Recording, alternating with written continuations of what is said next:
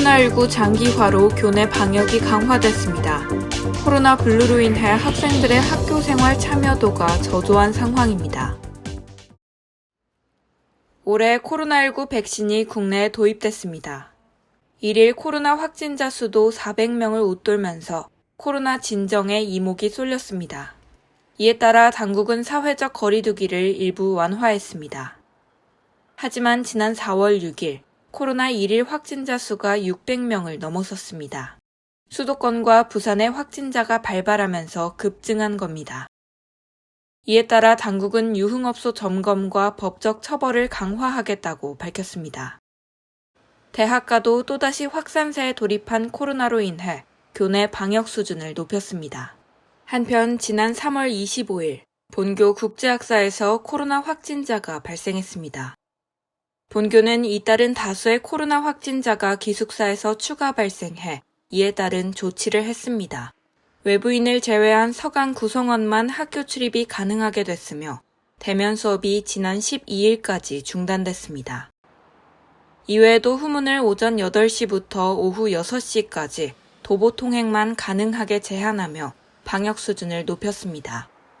2020년에 이어 코로나가 근 1년간 지속되고 있는 겁니다. 이에 학생들은 우울한 감정을 표하고 있습니다. 실제로 학교 커뮤니티 서담에선 재작년에 비해 우울하다는 글이 올라왔습니다. 문제는 코로나 블루가 학생들의 학교 생활 참여도에 영향을 미친다는 겁니다.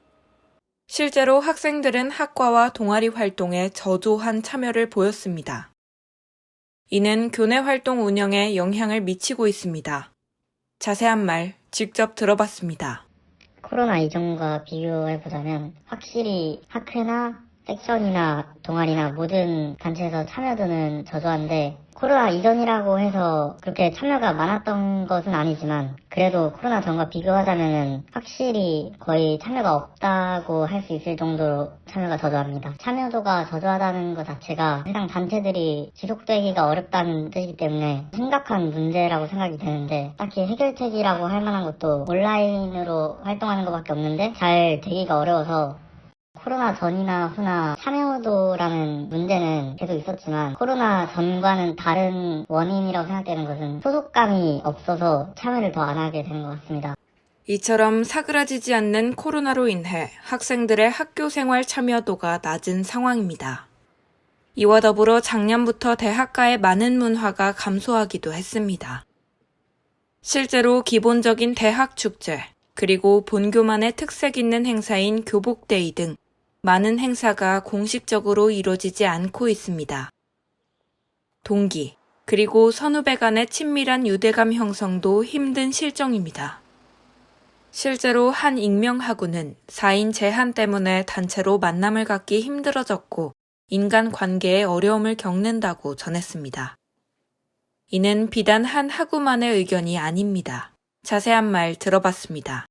비대면 수업이 이루어지고 있는 지금 동기나 선후배 간의 접점이 생기기 쉽지 않기 때문에 전반적으로 교류가 원활히 이루어지고 있다고 말하기는 어려울 것 같습니다. 어떻게 상황이 잘 맞아서 동기나 선후배와 만나서 친분을 쌓을 기회가 있는 학우가 있는 반면, 동기들을 만날 기회가 아예 없는 학우들도 있기 때문에 동기나 선후배 간 교류의 빈익빈 부익부 현상이 나타나는 것 같기도 해서 안타깝습니다.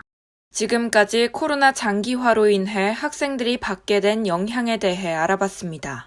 예상보다 길어지는 코로나 사태, 학생들은 지쳐가고 있습니다. 또 학교 생활 전반에 대한 학생들의 참여도가 부족해 존속 여부조차 불명확한 교내 활동이 존재하고 있습니다. 특히 학교에 대한 미흡한 소속감이 그 이유로 제기됐습니다.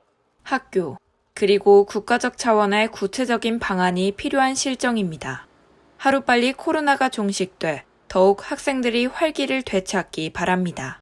뉴스인 서강 여기서 마칩니다. 감사합니다.